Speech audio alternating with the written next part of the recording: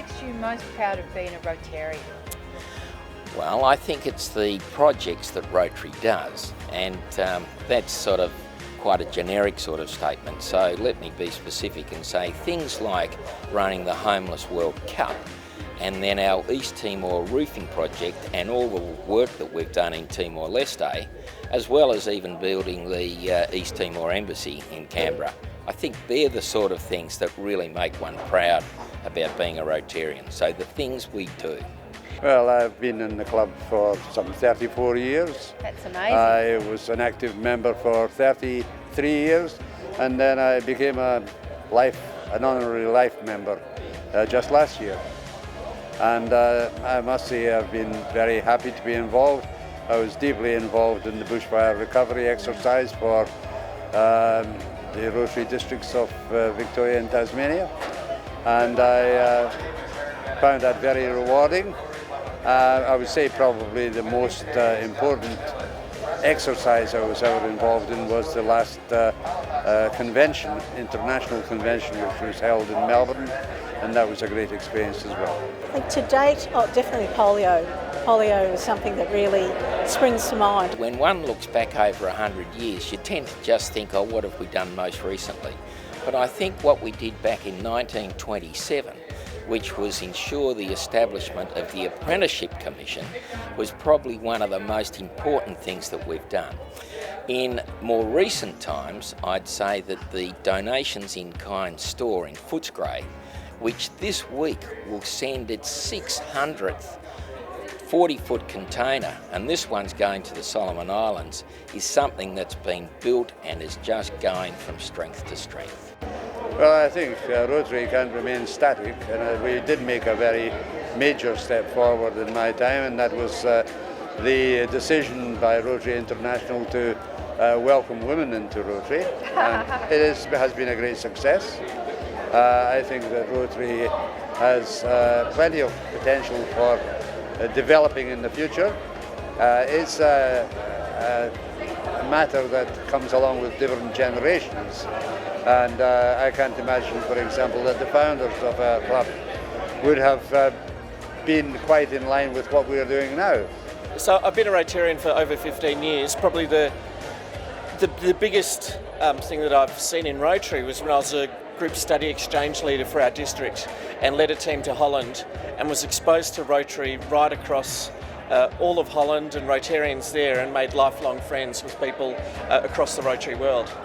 So when you look back over your 15 years as a member of Rotary, what do you think our most important legacy has been at Rotary Club Melbourne? Clearly the service projects and the impact that we make on the community is the number one thing that Rotary does. Whether it's local or international, the impact that we make on people's lifelong journey is immense. What change do you think might be needed in the future? Oh, look, I think that the way that we meet and communicate is the big one. So certainly with the changes that happened during the pandemic, we've come a lot more online and working certainly through video a lot more. We've been able to interact globally a lot more. So I think Rotary is no longer just your local community. Rotary is the whole world of Rotary has opened up to us. And I'm very proud to be a member of our club. And of course, one of the things about Rotary is that it's a major international organisation that's all about service and not about self. So what makes you proud about being a Rotarian, Barbara? I think it's all the good things that Rotary do, and all the things that we help people in need with, and I really enjoy participating in that and making a difference in the world.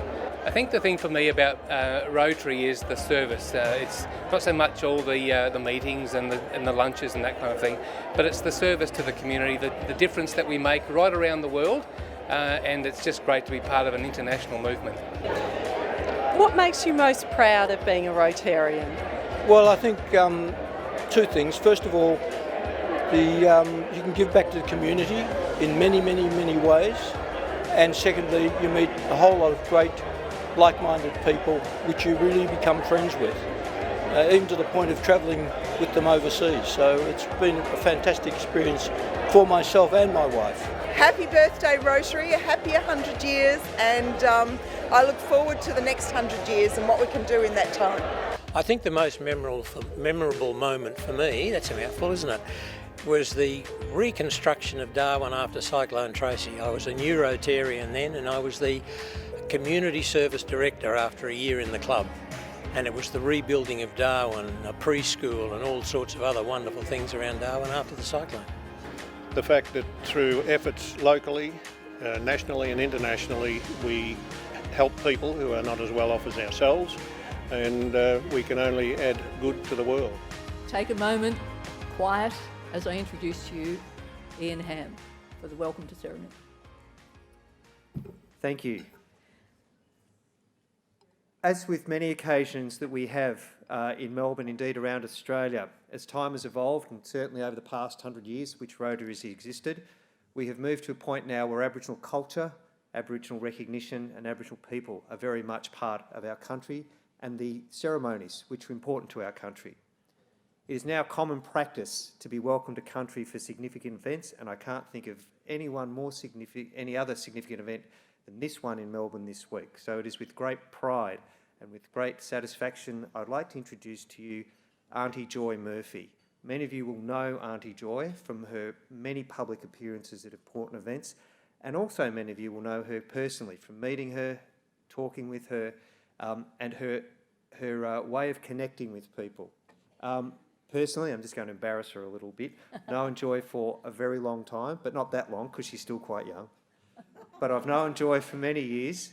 I've always found her welcomes to country to be the most important, the most connective, the most inviting of all the welcome to countries that I know of. Ladies and gentlemen, Auntie Joy Murphy of the Wurundjeri.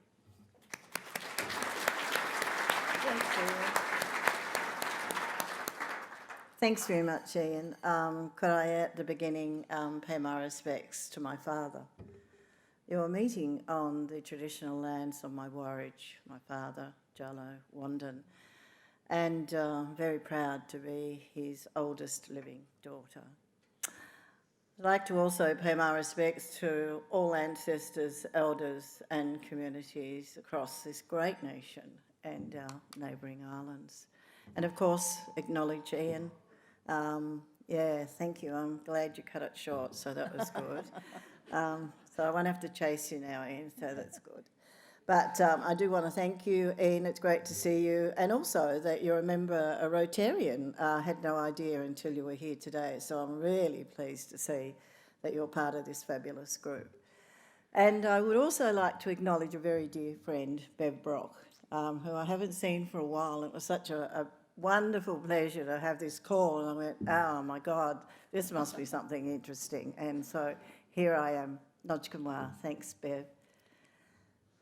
Welcome to country, as Ian said, is now part of a formal acknowledgement of who we are and where we come from. And, you know, I too feel now that I'm going to forget his name, but it's the gentleman down there, Ian, no. Phil, who just kindly spoke to me and was telling me about his heritage. And I said, well, we all have an identity. So, you know, whatever it is and whatever bad news you get, that's it, can't help it. So, but equally at the same time, very nice to meet you and thank you, because it gives me a nice intro into, you know, where we come from. And a lot of people do or do not understand that. But of late, having the opportunity to speak at so many functions, then it gives us that great gratitude of, you know, really proudly saying who we are. I spoke of my father.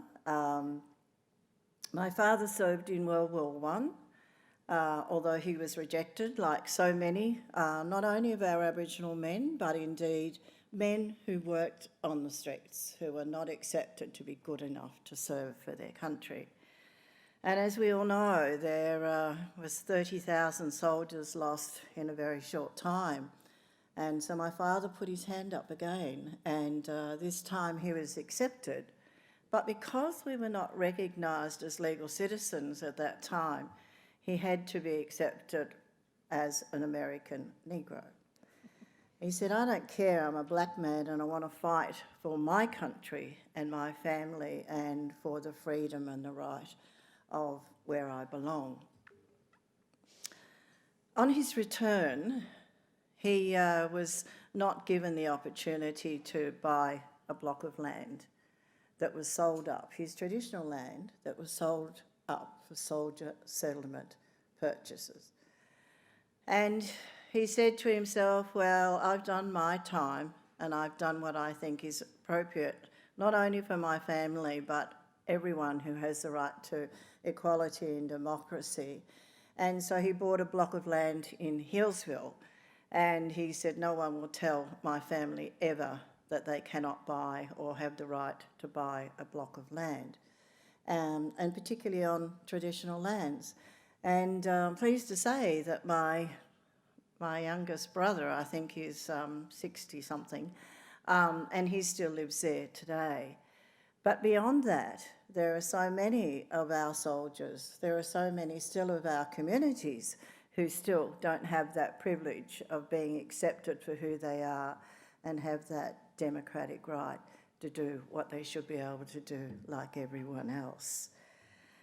Really lovely to be able to share that story with you, because I am a very proud Aboriginal woman and I'm exceptionally proud of my father. For me, about Welcome to Country is certainly about the access to our belonging. And I say that quite flippantly because, you know, we're not, but we could be the Wombat people.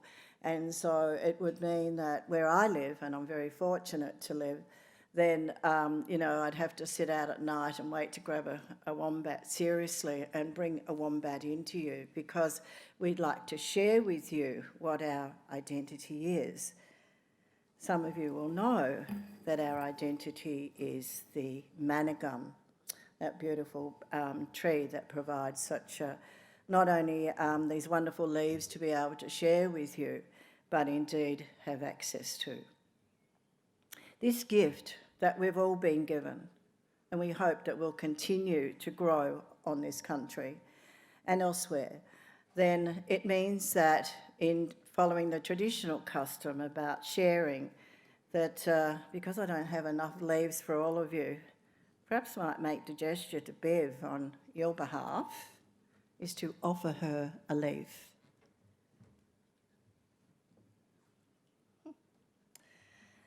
Bev, accepting that leaf on your behalf means that you are welcome to everything from the tops of the trees to the roots of the earth. So the spirit of land is what we have to offer, and that's what our people have done and cared for thousands of years. But it also means, and you know, Rotarians are about making a difference, so it also means you and I, we have a job. We have a responsibility to continue on what all of our ancestors have done for that memorable time from the oldest continuous living culture, and that is to look after what we've all been given. So let's continue to preserve and protect the land that we walk on Wurundjeri country. Waminjakar, Wurundjeri Balak, Yemen, Kundibik. I've spoken in my Woiwurrung language, which means you are most welcome to the traditional lands of the Wurundjeri people. Thank you.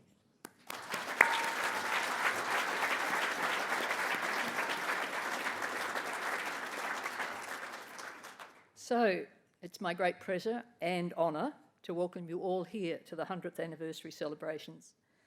Now, the bell that you heard ring a couple of times, sometimes louder than others, was commissioned for the actual anniversary of Rotary itself. And it was designed to be there to charter any of the new Rotary clubs in Australia.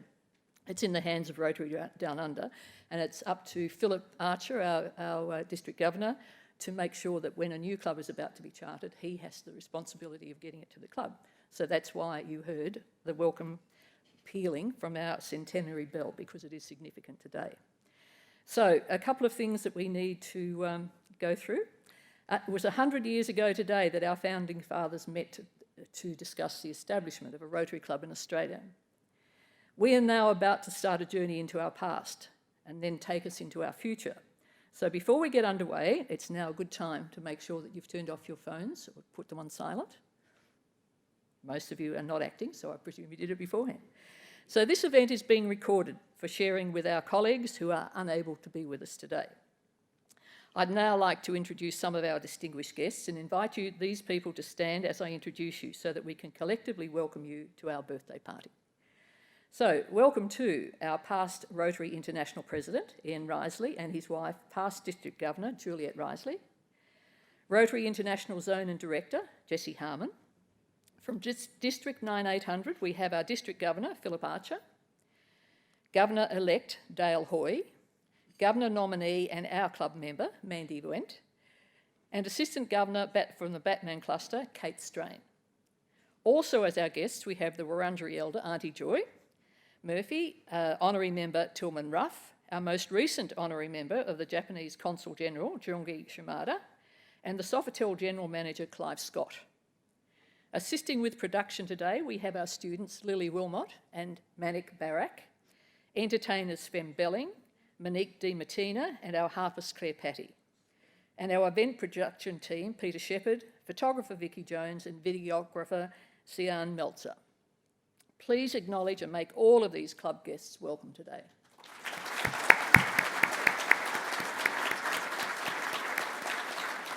Thank you very much.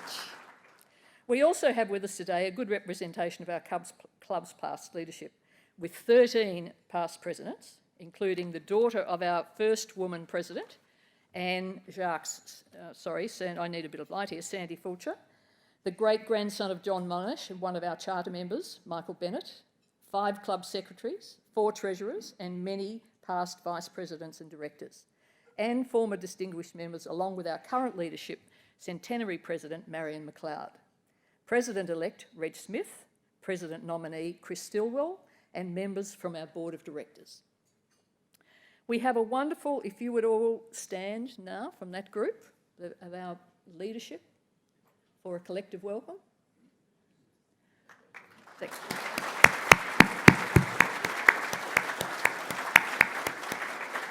Thank you very much.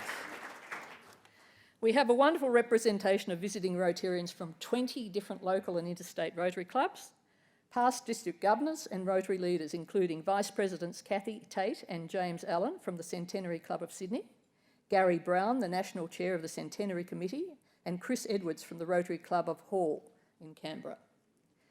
And a great many project partners amongst them. We have Neville White from our Doingy project, and James Puller's guest, Jenny Smith, Jeanette Large, Stephen Nash, Heather Holst, who have worked with us in the area of homelessness. And finally, we welcome you, the Melbourne Rotarians, and your guests. It is so good to be able to meet here in person to celebrate this 100th anniversary birthday. So,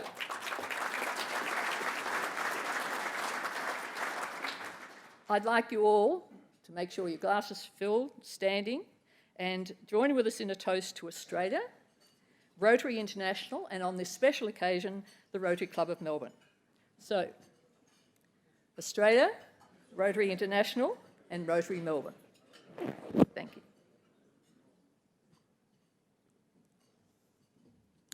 Now, while you're standing, please don't sit. I want you all to take a look. This is a special occasion and we are marking this. Up to the box up in the corner where we have our photographer. Now, part of the history of Australia is an image of our first Rotary meeting in Melbourne, where we have a photo of all the members present. So it is Vicky's task today to take a photo of all of us so that in 100 years' time you're all going to look remarkably young, very fashionable, and as present at the 100th anniversary celebration. So please all look that way. Thank you, Bev. If people along the wall here could move away from the wall, move down this wall, move into the room a bit more, get close to people in the neighbouring tables. That's it, come on over here. And if you wouldn't mind moving in a bit as well, people down here in the foreground, if you could move in this way, just do a little shuffle to your right, 2 steps to your right. That's great. Okay, we're looking good. Good, everyone's in place. We won't take long, it's just a matter of seeing everybody. Yep, up there. Oh, thank you. I've got company. Go up the stage. Yep. Good, just wait for people on stage and then we'll take a few shots. Okay. Big smile, you're all looking stunning.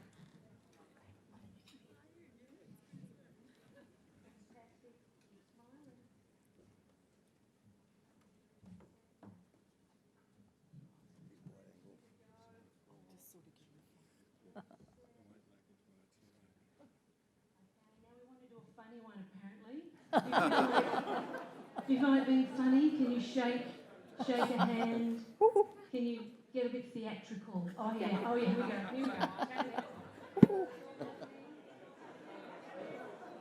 It should be at 100 somehow. I don't know how we do it.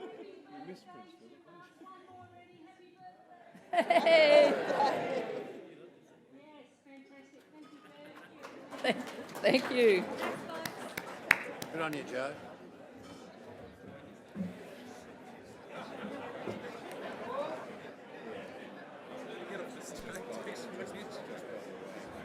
Yeah.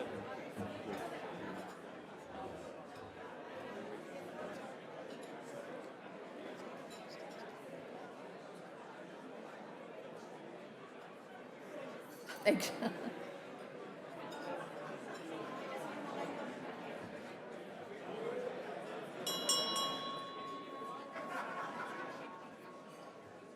Okay. Thank you. We will have plenty of time for fellowship a little bit later, but we do now need to press on.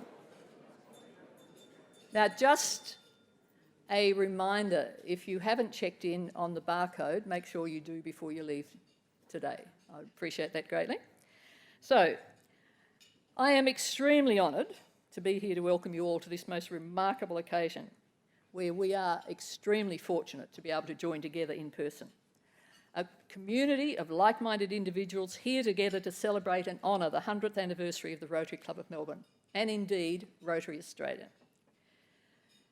When we consider how tumultuous the last 12 months have been, we had very strong doubts about whether we would actually be able to meet for this special occasion, to recall, remember and celebrate everything that our amazing predecessors accomplished over the past century.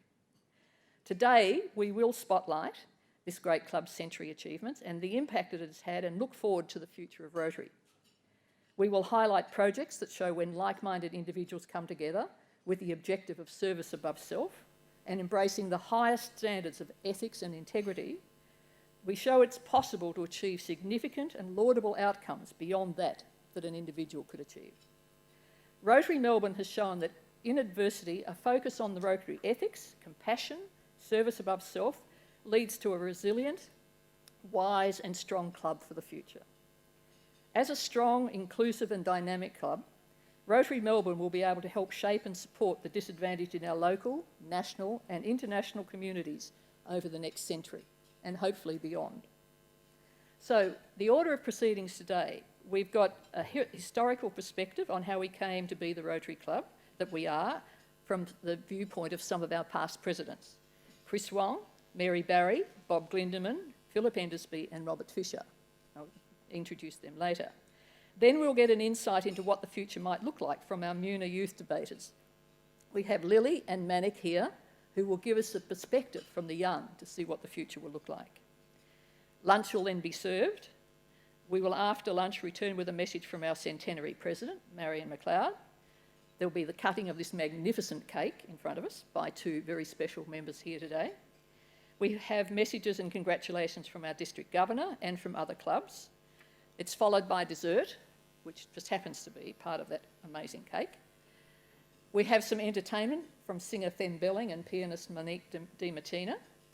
It'll be a delightful interlude with some moments from the book on your tables, the 100 book that you've all been given as a gift. We'll be closing with some networking before leaving to join our business and other commitments, including a move for those who are attending the Peace Symposium into the Kino Cinema 6 downstairs. So, to get this event underway, we have a video that comes from Calgary and Halifax. Now, the Canadian Rotary members were very keen to get Australia started in the Rotary movement. and were responsible for sending out the two gentlemen that you're about to see to set up the first US Rotary Club in Australia. So, across to Calgary and Halifax.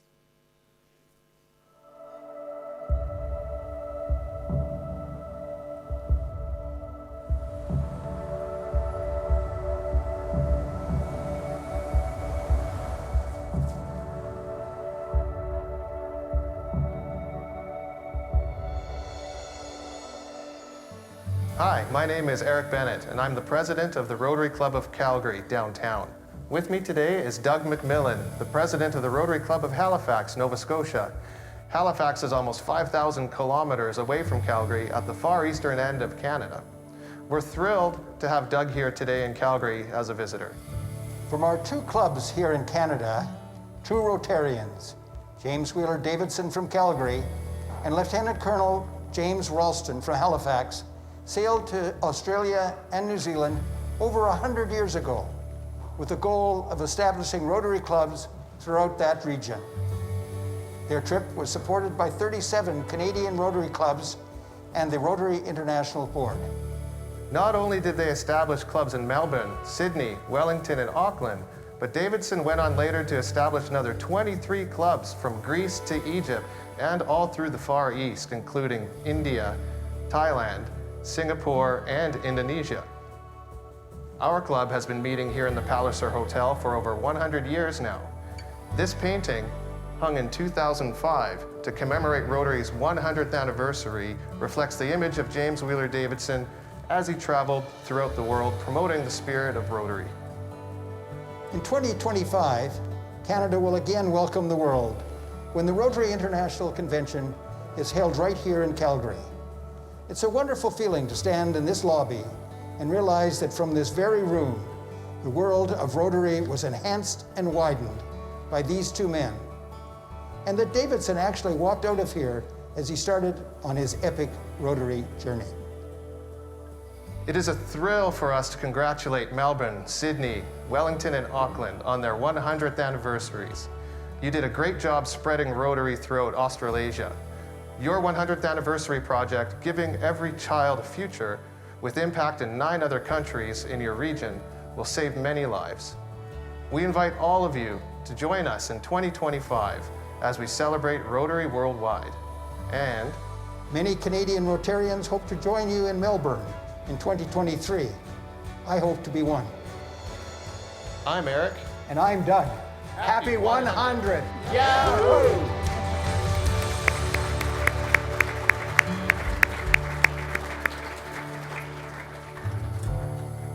Having been entertained and welcomed from our Calgary and Halifax founders, or the ones who were responsible for getting those gentlemen to Australia, I'd now like to introduce to you 5 of our past presidents. Now, these are remarkable people who have served our club well and truly.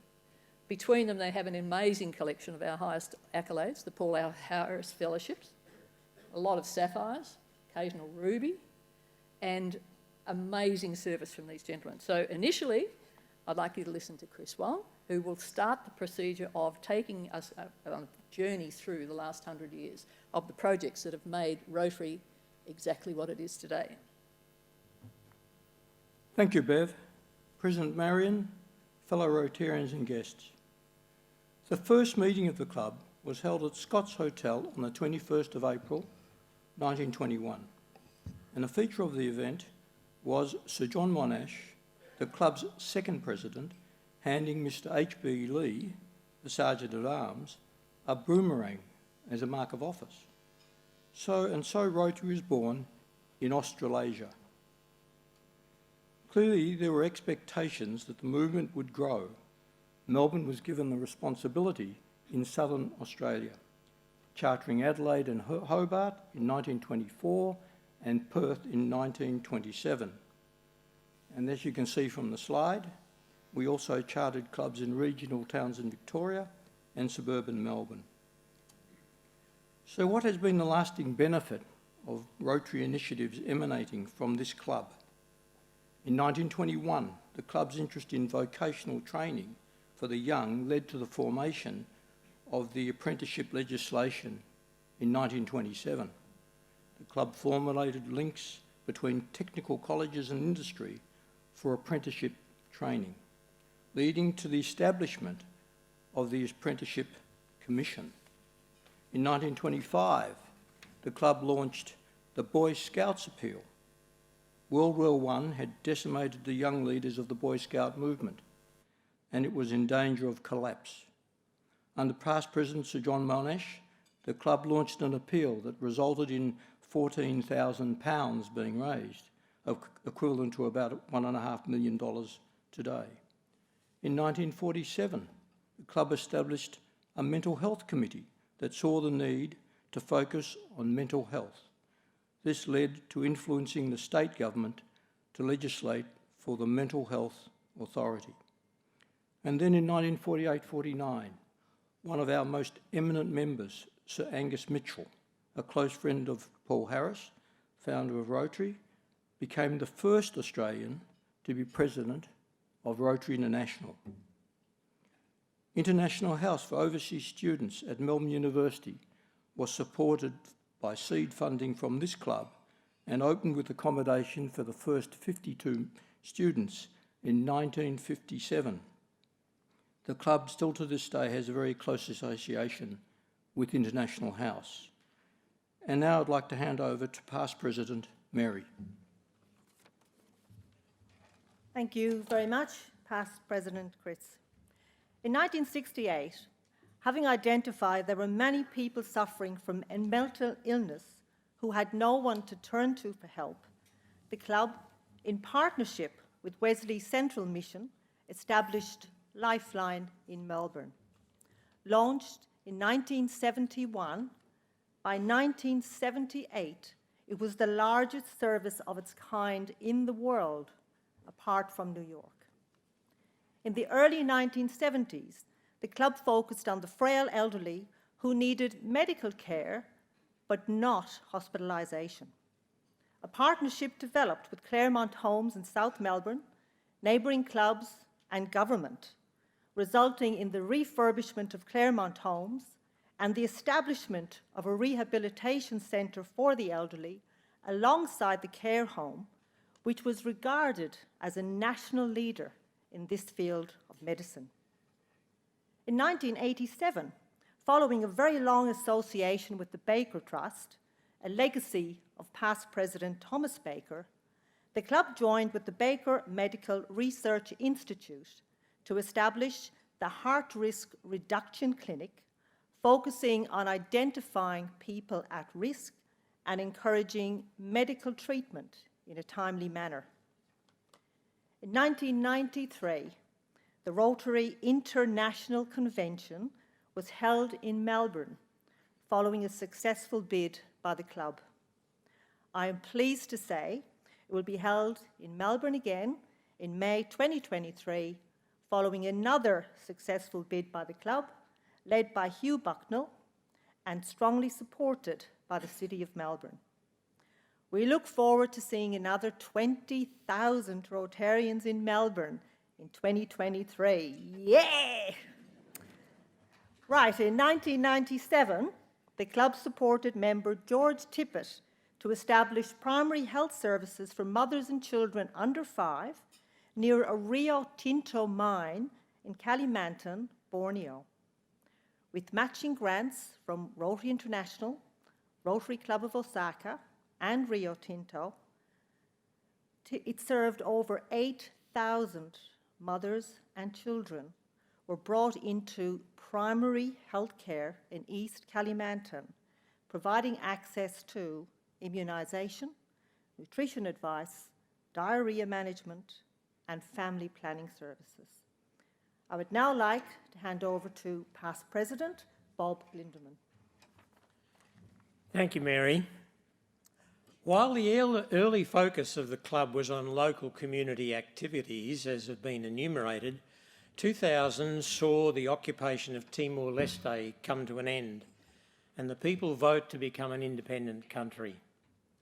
Melbourne Rotary, in partnership with Doncaster and Lilydale clubs, constructed East Timor roofing and training in Bacau to train locals in rolling roof iron to assist the rebuilding of the country after the Indonesian withdrawal. Over the next 15 years, this progressed to the manufacture of many other metal products, enabling the establishment of a full technical training centre. It facilitated a major microfinance program and introduced fabricated metal trusses to the country. The enterprise was handed to a local training organisation, the Don Boskins, in 2019. In 2006, we facilitated and managed the construction of the embassy for Timor-Leste in Canberra. The completed embassy was handed to that country in 2009 to the ambassador Abel Guterres, known to many people in this club. In 2003, the Doinji project in Arnhem Land was begun. Over the next 5 years, housing, a technical training facility and a community centre was established to consolidate the homelands of the Yolngu people. In 2003, we helped establish the food recovery operations of Second Bite and continue to collect from Paran Market to this very day. Black Saturday bushfires saw the establishment of the multi-district bushfire appeal, which was overseen and managed by Melbourne Rotary members to the conclusion of its operation. Mev Connell was the man who led that task. It's my pleasure to hand over to past President Phillip to continue the story. Thank you very much, Bob. Over the past 15 years, the club has continued to get involved with many more exciting projects, and the ones that readily come to mind include Very Special Kids, giving hope and pleasure to kids with grave illnesses.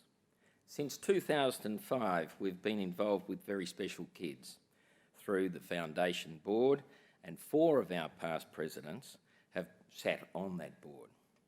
It is the board that helps with the fundraising effort. Over the next 3 years, Very Special Kids will be building a new respite hospice in Melbourne at a cost of $25 million. The new building will also provide accommodation for families coming together for those special last few days. I guess we can all remember the pink pigs for collecting coins, and we still use the pink pigs today, and that was started by our very own past president, David Jones. The Homeless World Cup. We did this in 2008.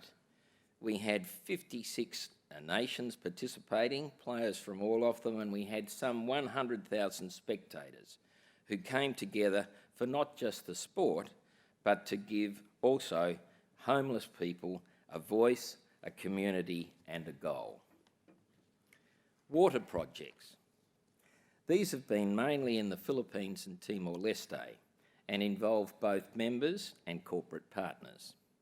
In some of these projects, we've been working with the engineering firm GH&D on the design and construction, and with their own staff who have been working hands-on alongside us.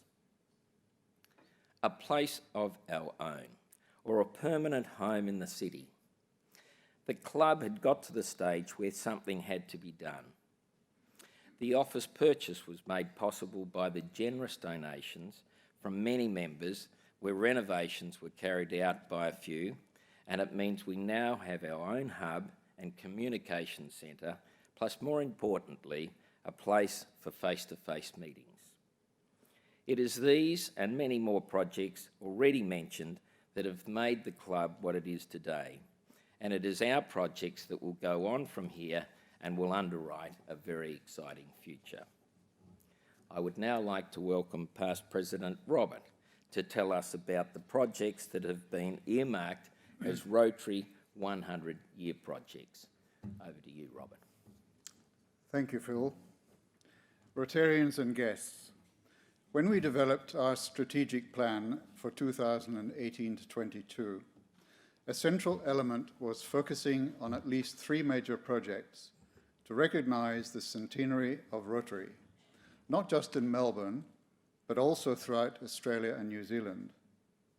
We subsequently landed on 1 international, 1 national, and several local projects that were tagged R100. While I will be featuring 3 of them in some detail, I'd also like to acknowledge the others, which are no less important. Firstly, healing the hurt. Rotary Melbourne has recruited a team of more than 80 trauma specialists who have begun to treat clients with severe problems from the 2020 bushfires. We are working with the East Gippsland Rotary Fire Aid Group to provide professional therapy training to mental health workers who live in bushfire-affected areas. By teaching local healthcare staff how to use the therapy, we are helping to build the community's capacity to develop resilience and treat trauma well into the future, including family violence and children exposed to all kinds of trauma. End Hepatitis Now. This is a collaboration between Rotary Melbourne and an organisation called Liver Well. 40 presentations have been made to various Rotary clubs in Victoria in the past 12 months, featuring a Liver Well educator and a lived experience speaker. Many have taken place on Zoom. The purpose of these presentations is to raise awareness that we now have the tools to prevent and manage hepatitis B and to cure hepatitis C. Gathering of kindness. The central idea behind this project, which runs in partnership with the Hush Foundation and involves financial and planning support and targeted communication, is to strengthen healthcare workplace culture by being kinder to staff, patients, and families alike. The COVID-19 pandemic has slowed implementation of the program, yet in a variety of ways, it has heightened the need for creating a safer and better environment in these workplaces. Turning to our key local initiative, Rotary Safe Families.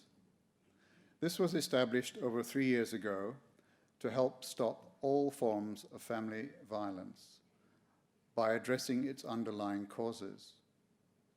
It has since evolved into a national program with valuable resources, including images and short films, to assist Rotarians in every part of Australia to play their part in stopping abuse in families everywhere.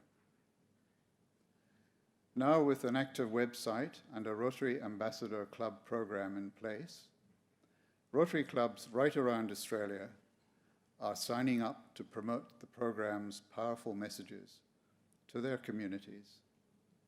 We must, all of us, take some responsibility for stopping abuse in Australia by recognising the signs, raising our concerns whenever they arise, and referring to the right agency for support. Rotary Safe Families has become a significant tool in a national collective voice to stop family violence in our communities. On to our national project, End Trachoma, which is a collaboration formed in 2016 between ourselves, Rotary clubs all around the country, and a registered charity, Nourish Our Communities, which manages the project. We are the world's only developed country with trachoma, an infectious eye disease that can be prevented with good hygiene practice. But it is still present in remote Aboriginal communities, and untreated can lead to permanent blindness. Programs to date include working with government and non-government partners on prevention strategies, such as the installation of hand and face washing facilities, the provision of over 8,000 mirrors, 10,000 bath towels, and 3,000 hygiene kits. 8 interactive water trailers, including 2 developed by Rotary Melbourne, have been used by local staff for educational purposes in communities in the Northern Territory, WA, and the APY lands in South Australia. Programs are run with school children promoting face washing, which is important in eradicating trachoma. The trailers are maintained and managed by community and government organisations. Trachoma champions have been recruited in all 21 Rotary districts. Some 300 clubs are engaged in supporting the project across Australia. With over $1 million raised, resources have been developed to help clubs promote end trachoma among their memberships. This is an excellent example of a hands-on R100 project. Finally, to our international project, Rotary Give Every Child a Future, which we heard mentioned earlier. It is now over 5 years since Hugh Bucknell and his R100 committee took the initiative of exploring the possibility of the 4 Rotary clubs that were established in Australia and New Zealand 100 years ago, Melbourne, Sydney, Wellington, and Auckland, celebrating this milestone by collaborating on something really significant. Rotary Give Every Child a Future was subsequently born as a perfect centenary project for 3 reasons. Its scale and impact, immunizing 100,000 children across the Pacific region against 3 life-threatening diseases. Its potential interest to thousands of Rotarians throughout Australia and New Zealand. And its partnership with UNICEF, with whom Rotary has worked on polio elimination over many years, and who offer excellent technical and logistics capability in the region. And they have been fantastic to work with. The project's 9 countries, shown here, were identified by UNICEF as being in critical need of our help. The 3 vaccines in the program are HPV, to protect females against most forms of cervical cancer, rotavirus vaccine, to protect children against this infection, which can result in hospitalization or even death, and PCV, to protect children from pneumonia, meningitis, and other life-threatening problems. The challenges have been enormous, but already progress is gratifying.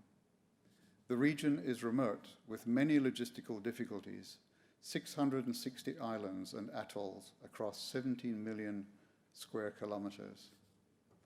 COVID-19 has had an impact on delivery timeframes, yet a crucial part of our program is strengthening health systems to ensure sustainable delivery of various vaccines into the future. So, with every problem comes an opportunity. With huge thanks to the Rotary Foundation, the Baker Foundation, many Rotary clubs, and individual Rotarians, total funds raised so far are around $1.8 million US, nearly 50% of the total project budget of $3.9 million US. It's wonderful to showcase projects like Give Every Child a Future, because that's what Rotary is all about.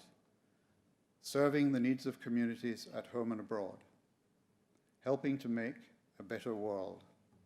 And in this, our centenary year, creating a truly inspiring and lasting legacy. Back to you, Bev. Thank you very much to all of our past presidents.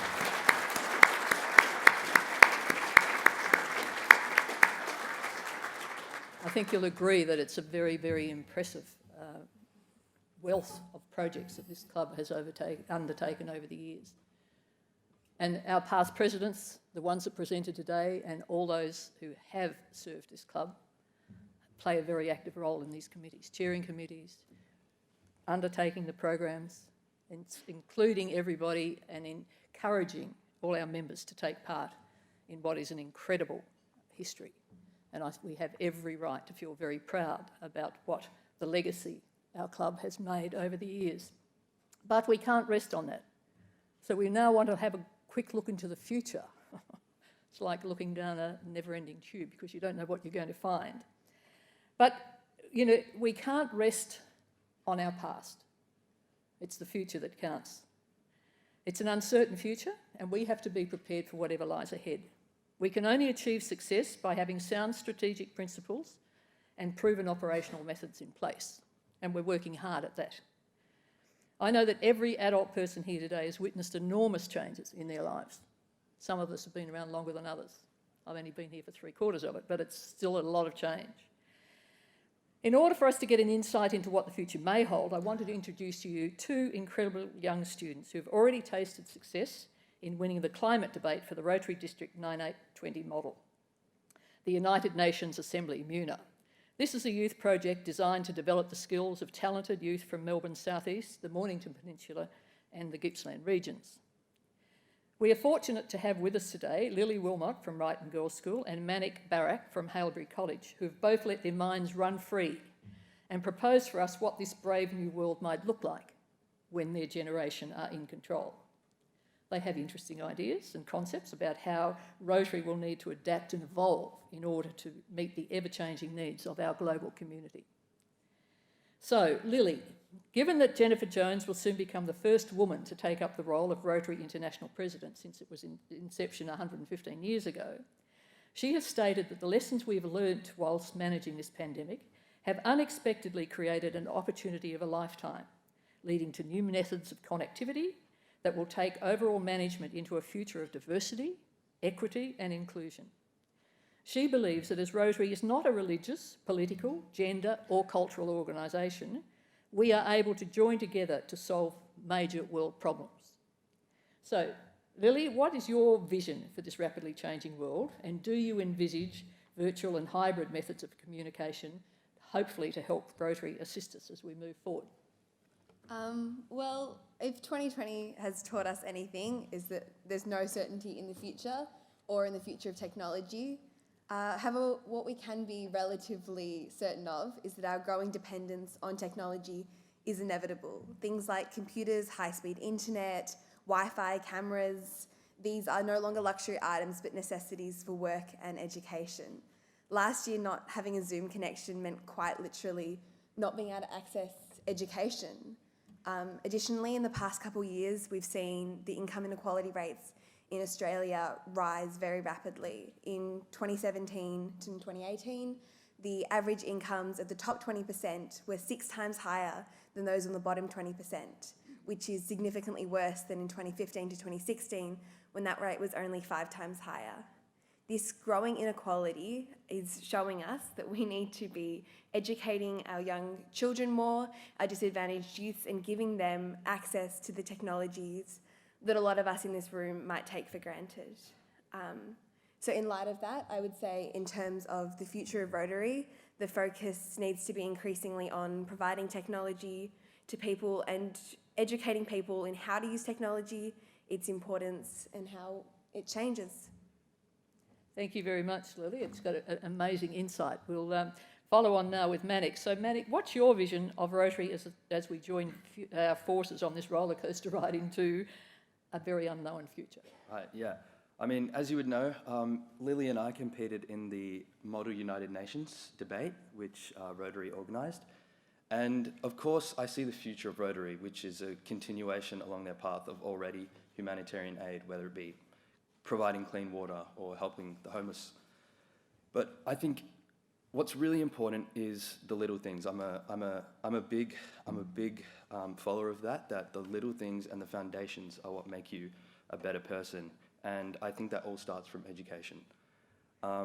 So Model United Nations put us in the feet of United Nations delegates, made us think about the challenges they face every day in trying to make the world a safer place, a better place. And getting put in those feet shows you, makes you aware, and makes you more forward-thinking in what the world needs to be a safer place and for people who are disadvantaged to have a better future. And having that kind of knowledge gives you awareness, it makes you a better leader, it makes you a better thinker, and it also makes you more compassionate. And this kind of education that Rotary could provide with the Model United Nations debate really helped in making me aware, which I previously wasn't as much, about what the world is facing and how to actually overcome that. And I think the future for Rotary then would start off with education, as much as continuing their humanitarian aid. So I'm a big believer in education. Thank you very much. I think you'll all agree that our future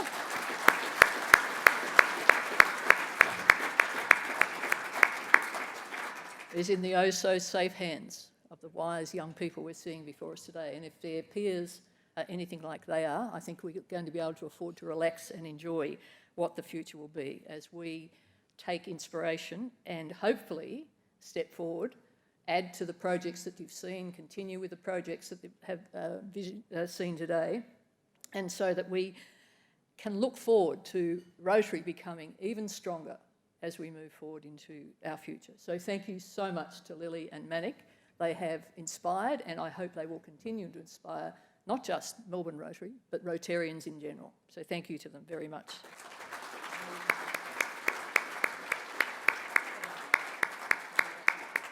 I have to invite two remarkable people, two members of our club, to the podium. They're going to have to abandon their lunch, but they can make up for it later. So the first person we're inviting up for the celebration cutting of the cake is one David Jones. Now, David needs little introduction, but there will be some people here who don't know him.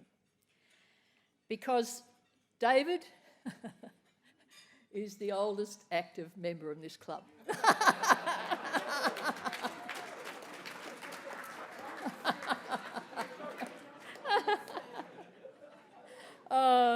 Now, I'll just give you a bit of a background while he's coming up to the front. So, David was once the managing trustee of the late George Adams and CEO of the Tatterall Sweep Consultation. In other words, I won tats. And often. And every week. And president of the Melbourne Cricket Club. Crowning glory. Go D's. Yes, doing well. Yeah, Doing well. Even a Collingwood supporter will tell you you're doing well. Collingwood? Oh. Okay.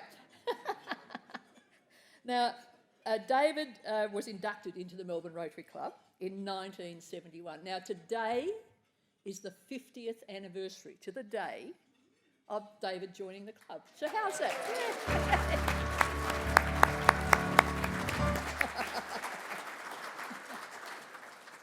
Now, a bit of glory here. He was 51 years, is it? Or 50? Oh, only 50. Only. In 1981, he was awarded an OBE and an AM in 94 for outstanding community service. He has never stopped serving his community in one way, shape or form. And he served this club and Rotary International in many, many remarkable ways. And if I was to go into them all, you'd still be here at tea time. So we will skip over all of that. Let's go through them.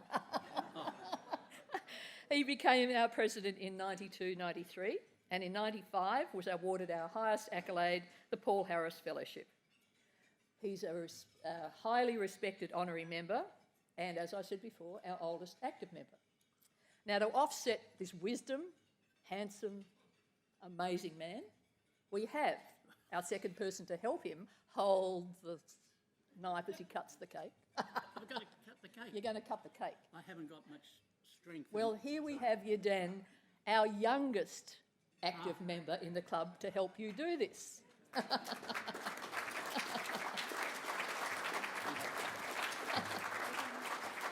Now, just so that you know a little bit about Yadan, she was born in China in the early 90s, about the time that David was our president.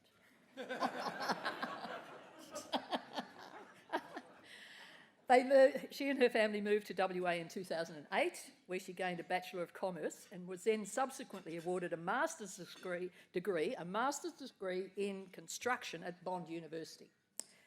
While she was there, she joined the Rotary Club of the Gold Coast. Now, she served many community and career opportunities across Australia. And then, in her wisdom, came to Melbourne, where she accepted a role of marketing manager at the Chateau Yering Historic House Hotel in 2019 and has now already become the executive manager of the hotel. So this is one impressive young woman. So, a valuable member of our club. So between the two of them, you're now going to have to leap down there. She's prettier than me too. You're now going to need to go down there for cutting the cake. So David, escort your Dan down for the ceremonial cutting of the cake. David, take it away. All singing. Happy birthday to you. Happy birthday to you. Happy birthday, dear Rotary. Happy birthday to you. Hooray! Hooray! Hooray! Hooray! Now that...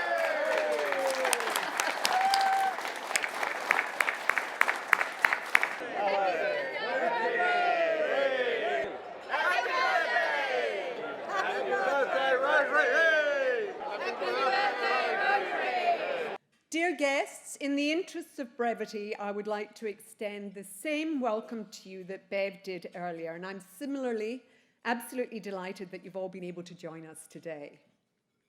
I'd like to congratulate our past presidents and our Moona futurists for providing the essence of Rotary and painting a very promising future for us. COVID has created many challenges like never before for both our club and our wonderful city. But throughout, the amazing work of Rotarians has continued, and indeed, our Rotarians have been critical in supporting the needs of our worst affected communities. Our 100th year has been challenged in much the same way as our first year, with a pandemic.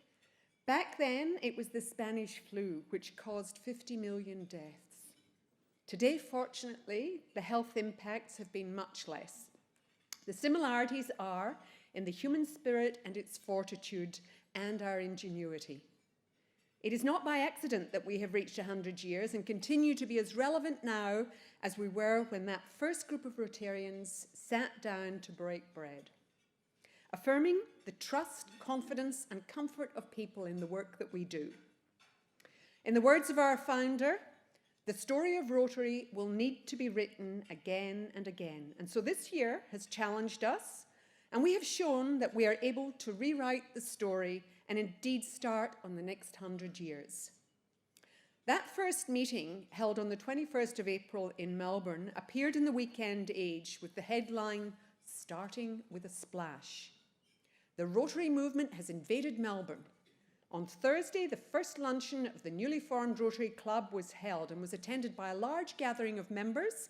The function was marked by the fun and good humour which supporters of the movement cultivate, for Rotary has a special creed of its own, as we've just seen.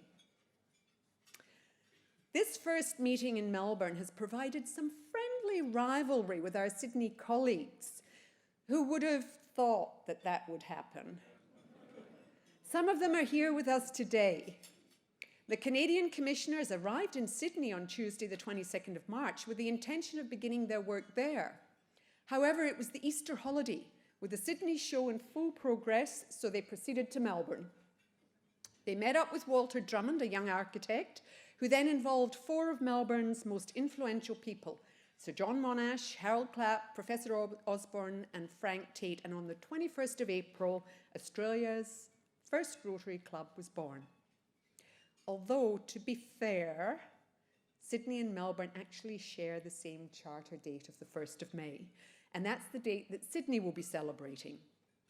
Around Australasia, the celebrations are for a shared birthday of the start of Rotary, as clubs everywhere celebrate in their own way. A quote from Sir John Monash, addressing a graduating class at Melbourne University, clarifies the continuing Rotary view on a life well lived. Make it your creed to equip yourself for life, not solely for your own benefit, but for the benefit of the whole community. Our club's impact has been far more than dollars, but the dollar value of our club's giving from its inception today is an extraordinary number. It's a magic number for Melbourne Rotary's direct contribution before allowing for the multiplier effect of grants and partner contributions. David Carruthers insisted that goes in there. It's the equivalent of 14.5 million in today's dollars. Well done. In this, our 100th year of Rotary in Australasia, I'm honoured to have been your president. It has been a strange year for Australia, the world, and Rotary, and particularly so for the communities we serve. Our communities have been confronted by droughts, bushfires, and floods, all before the pandemic arrived. It is always the case that adversity is the crucible for good as well as ill. The hardships wrought on the Bairnsdale and Albury-Wodonga communities brought all of our clubs together in ways that we didn't expect. My club colleagues have fostered enduring relationships with clubs in these regions and brought immediate and lasting relief to them. As we celebrate here in Melbourne, they are among the many clubs planning their own celebrations of this shared birthday, and some of them are doing it tonight. We've had many other new and continuing collaborations that have involved our hard-working club members, and our Moona representatives will be pleased to know that that includes education. This year has forged other significant links and strong and ongoing relationships between the founding clubs of Sydney, Wellington and Auckland, who have worked together in both our club engagements and our centenary projects. Oh, that we had found Zoom a little sooner. What do you think? So alongside the inter-club engagements and the wonderful celebrations that have been planned at Melbourne Rotary, we have used the centenary year to help profile 6 R100 projects, as outlined earlier by past President Robert Fisher. And while these are not the only projects that we have been involved with, we know that many other clubs have got behind these, as well as their own community-based projects.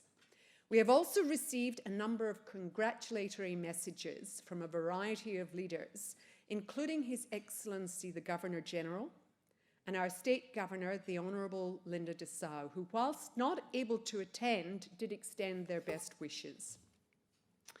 A number of overseas clubs, also turning 100 this year, and their sister clubs have sent us messages.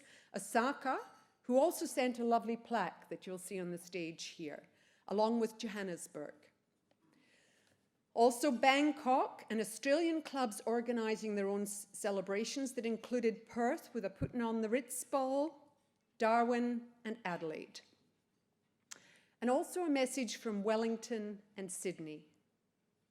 We have a number of other messages sent from those who would have loved to attend but for various reasons weren't able to. And we've listed these up on the slides.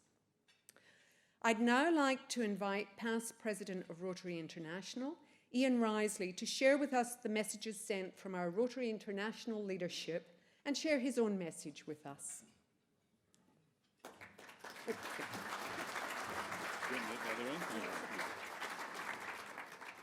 Thank you, Madam President. Afternoon all. A century is a long time.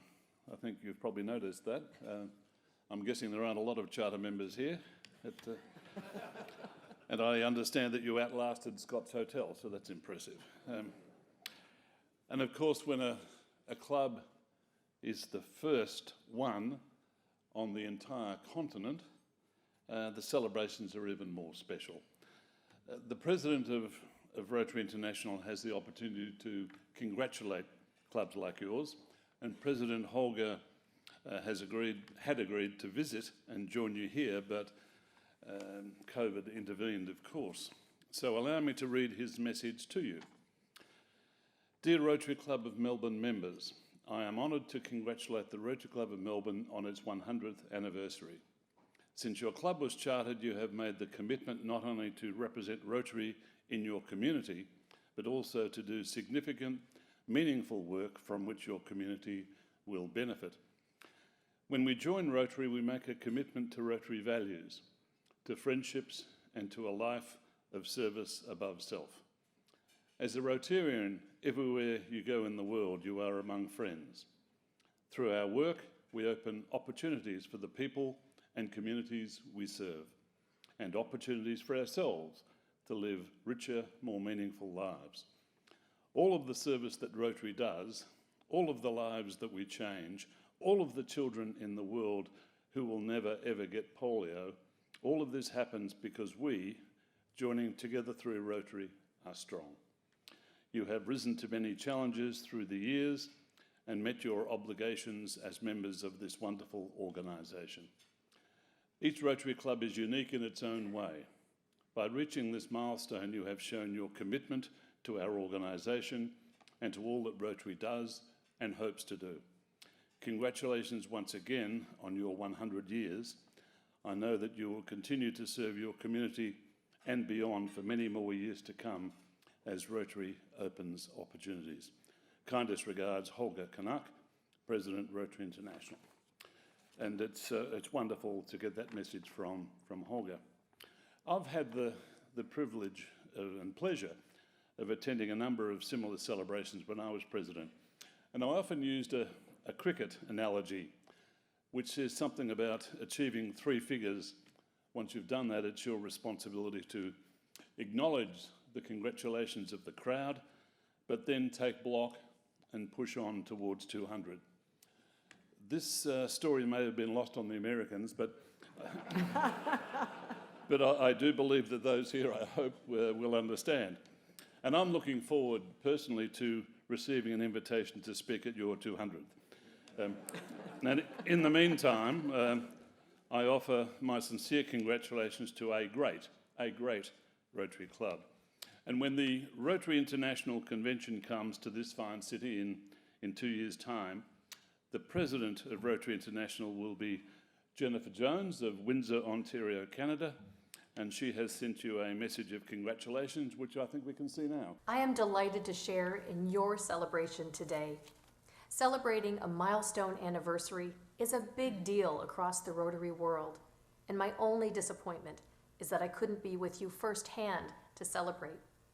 As our Lord Mayor and Honorary Member Sally Capp took the stage at our first face-to-face meeting for the year on International Women's Day, she highlighted the central role that Rotary has played both in Australia and internationally, and that we should look forward to continuing to be a core part of our communities for the next 100 years. We hope that as we embark on that next 100 years, the connections that we have forged during this remarkable time continue, and we find other exciting ways to work together with our other centenary clubs. To again quote Paul Harris, whatever Rotary may mean to us, to the world, it will be known by the results it achieves. Let us continue to achieve results as we move into our next 100 years. I'd like to close by sharing the best wishes of our board for all Rotarians in Australasia, and hope you all enjoy and have a happy 100th celebration. And I'd now like to invite Philip Archer, our District Governor, to share a few words with you.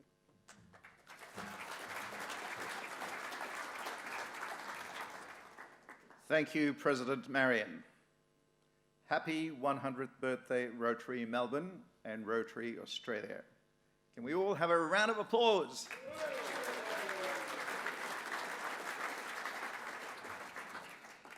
This is a very special day.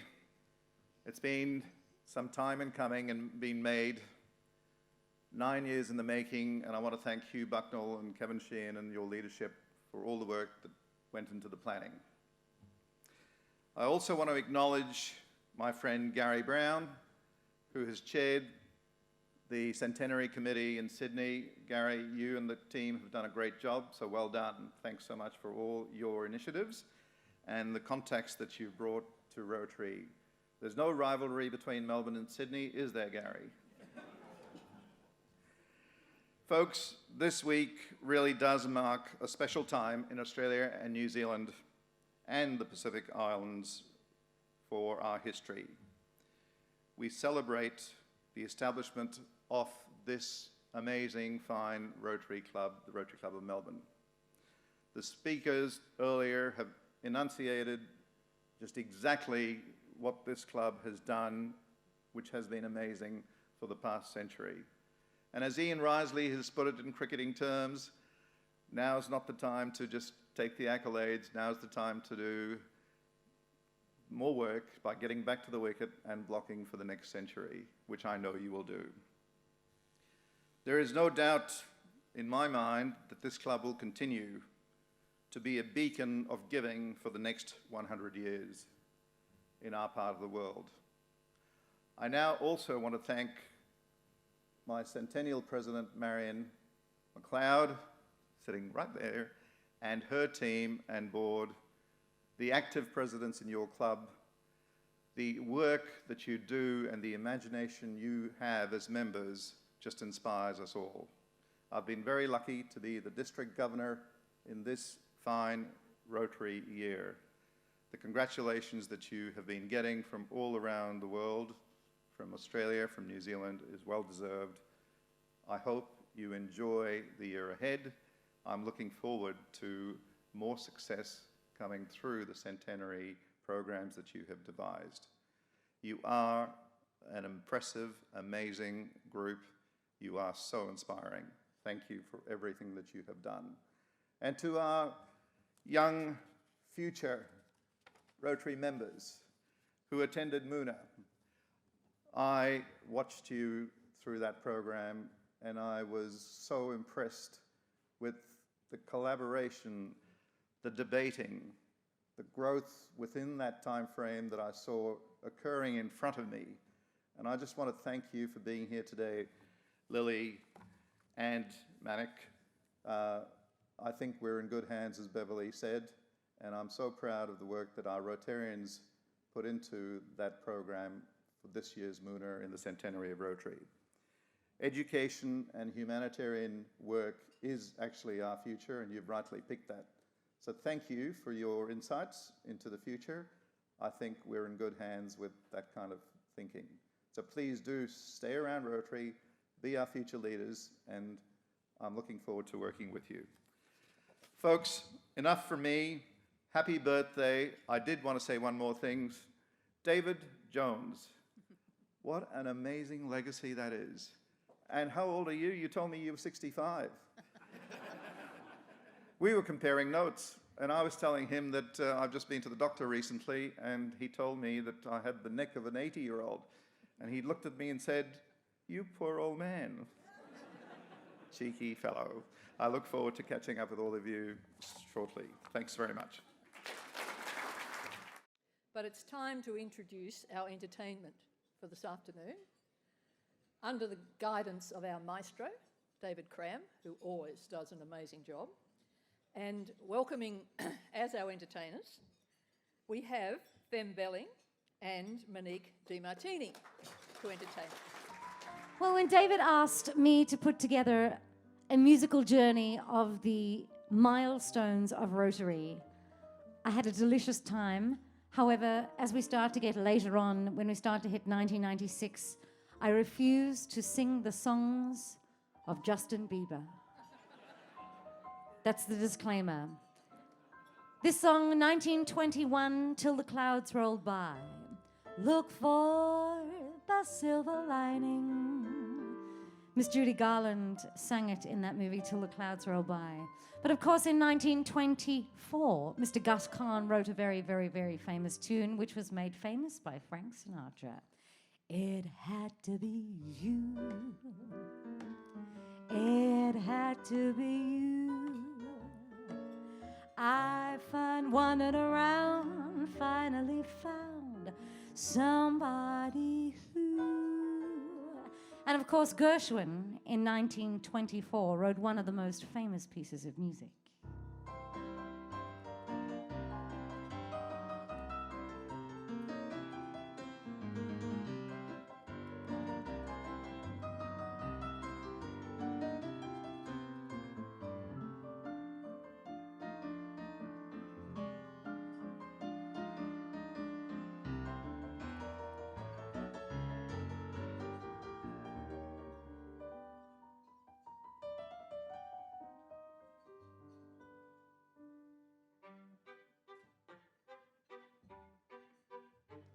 How much is that doggy in the window? The one with the waggly tail. Ladies and gentlemen, please know this is also audience participation. I would very much like to go on my CV that I've managed to make an entire room of 100 Rotarians bark.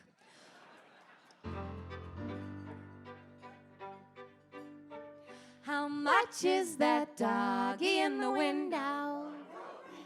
Thank you very much. I can retire. Marvellous, marvellous.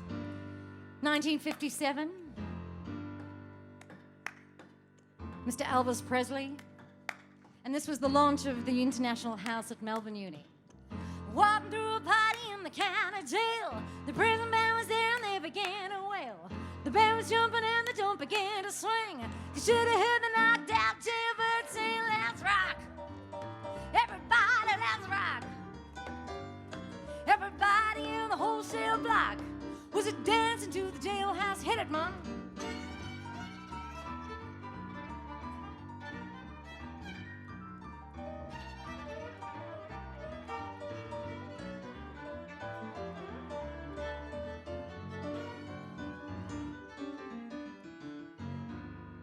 (1971). I have a disclaimer to make. I had to go and learn this song because I didn't grow up here in Australia, but Monique knows this one. Feel free to sing along. Hey, a good old Eagle Rock's here to stay. I'm just crazy about the way you move, doing the Eagle Rock. Whoa, you come on fast, you come on slow. I'm just crazy about the way you move, doing the Eagle Rock, doing the Eagle Rock, rock, rock, rock.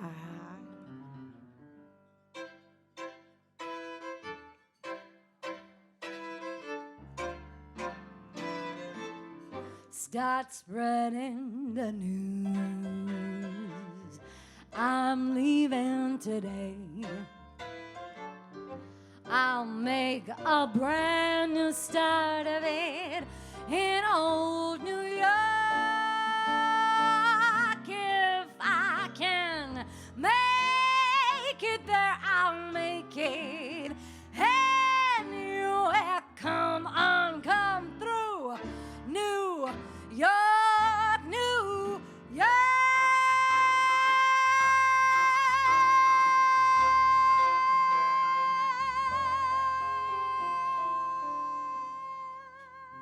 Here is a little song I wrote.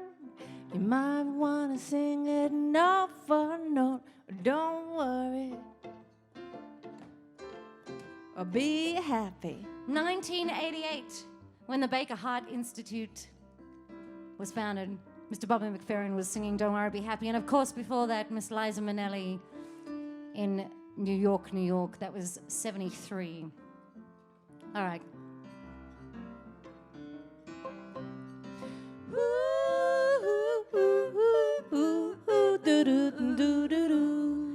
And of course, at the same time as this, our national gem, Miss Kylie Minogue, was hitting the charts here in Australia with her very own tune. I should be so lucky, lucky, lucky, lucky. I should be so lucky, lucky.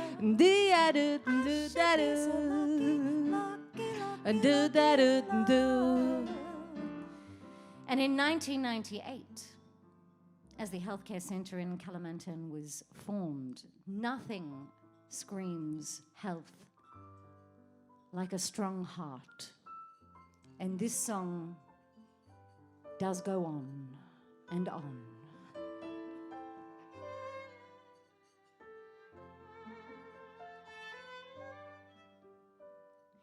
Near, far, wherever you are, I believe that the heart does go on.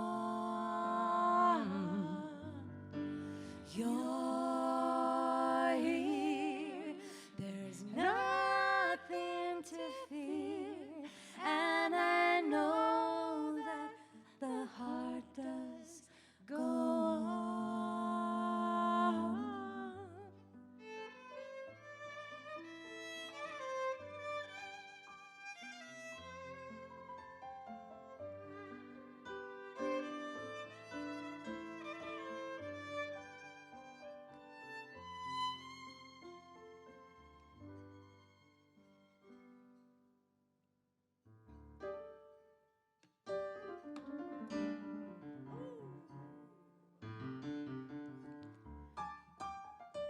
a rapper by the name of Eminem, in 2002, brought out this song.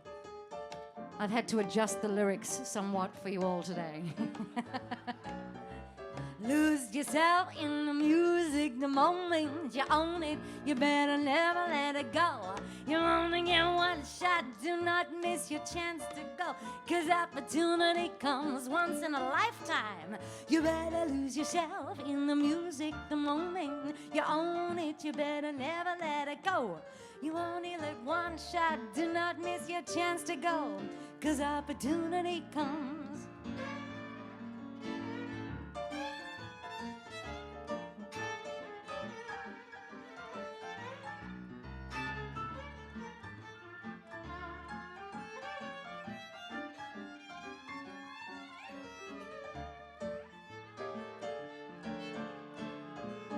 And in 2003, just as Second Bite and the Arnhem Land projects were taking hold, these two songs were in the charts. And I see your true colors shining through. I see your true colors, and that's why I love you. So don't be afraid to let them show your true colors. True colors are beautiful. They paved paradise and put up a parking lot with a pink museum, boutique, and a swinging hot spot. Don't it always seem to go that you don't know what you've got till it's gone? They paved paradise, put up a parking spot. And in 2006, instead of bringing you the Spice Girls, I've decided to bring you a song that opened on Broadway, which I think speaks mountains as to what we're all here today to celebrate. 525,600 minutes, 525,000 journeys to plan, 525,600 minutes. How do you measure the life of a woman or a man? In daylights, in sunsets, in midnights, in cups of coffee, in inches, in miles, in laughter, in strife, in 525,600 minutes. How do you measure the life of a woman or a man?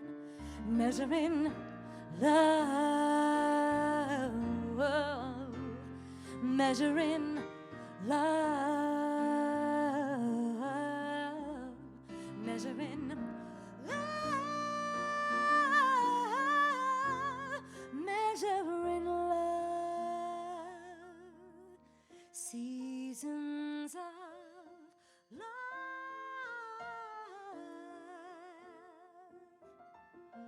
love.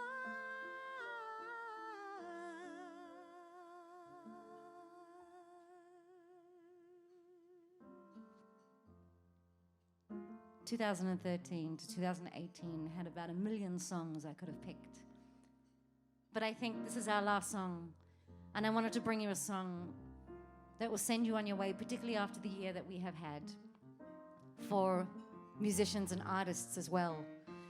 Our ability to earn an income completely decimated. I think this song that was #1 for almost a year, apparently. The world's first 24-hour music video.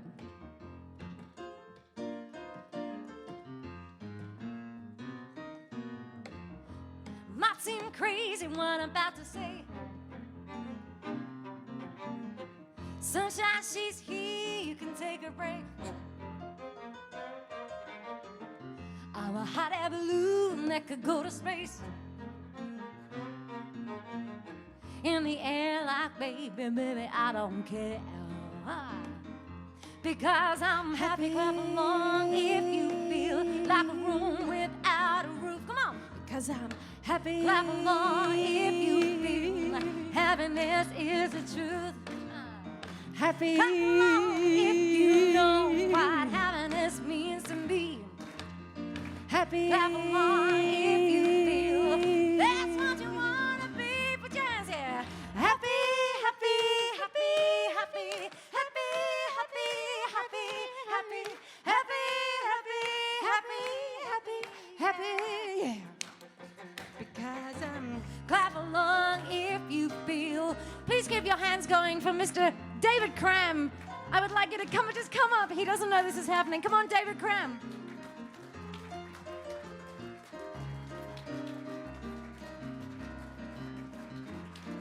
For always championing live music. I don't know if you know or if you don't know. I'm sorry to put you on the spot like this.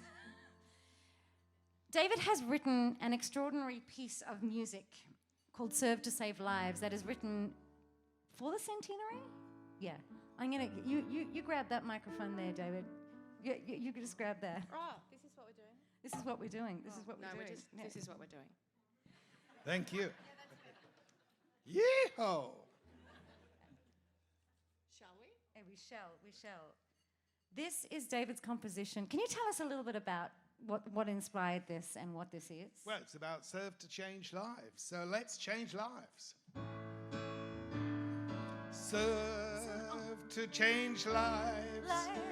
Cause lives can be changed forever. Serve to change lives. Whenever we're working together. How do we do it anyhow? When to begin it now? Whom do we talk to?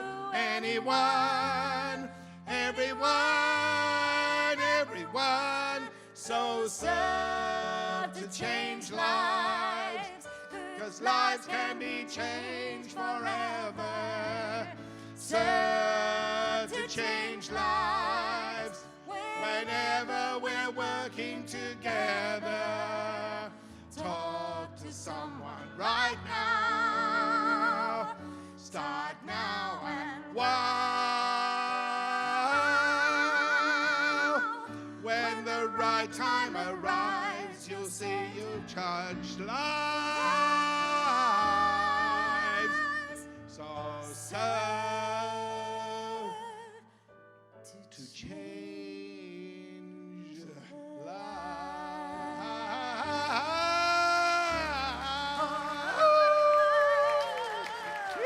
Yeah.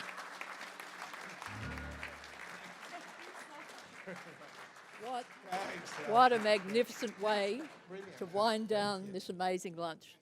The talent, the journey of the songs and the music through, tying them into the projects that have happened over that time was just exceptional. So many, many thanks to Fem and Monique and to David for organising. Thank you so much. Now, it's a shame to have to bring this luncheon to its conclusion, but time is of the essence, and eventually they want to kick us out and clean the room up. So I really want to thank very much all our special guests. I won't go through and name you all again because you've all heard before. We are very much honoured to have had your presence. But also I want to thank every one of you for coming, because every one of you are special. Every one of you joins together into a united group to make this world a better place. And we are extremely grateful that we can share this common goal with a group of like-minded people. So when we face challenges, we join together, we don't run from the fray, and we make the future better. So it is an honour to have been here today to join with you in this celebration. Now, I wish you all a wonderful afternoon from now on. I know there hasn't been enough wine flowing for any of you to be in trouble for drink driving on the way home.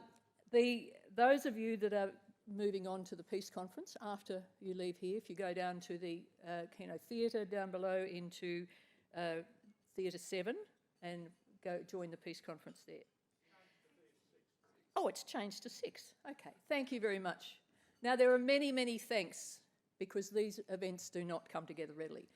I won't go through and name everybody. Obviously, the guests, our entertainment, David, Fem, Monique, Lily and Manic, all our past presidents, the committees that have joined together, 2 committees who came together about 6 weeks ago under the wise guidance of Chris Stillwell, who, at his own admission, had never organised an event before. And I think you'll agree with me that he has done one remarkable job.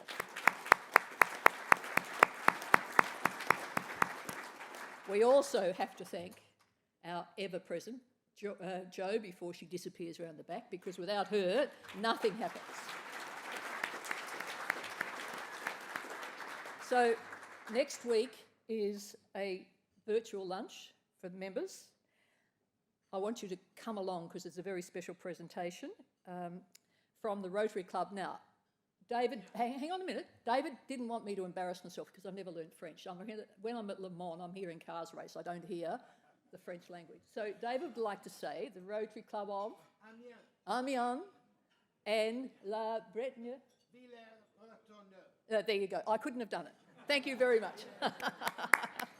So, if you would all like to join us and stand, because a Melbourne Rotary Club meeting is not the same if we don't have David play our national anthem. So please be upstanding.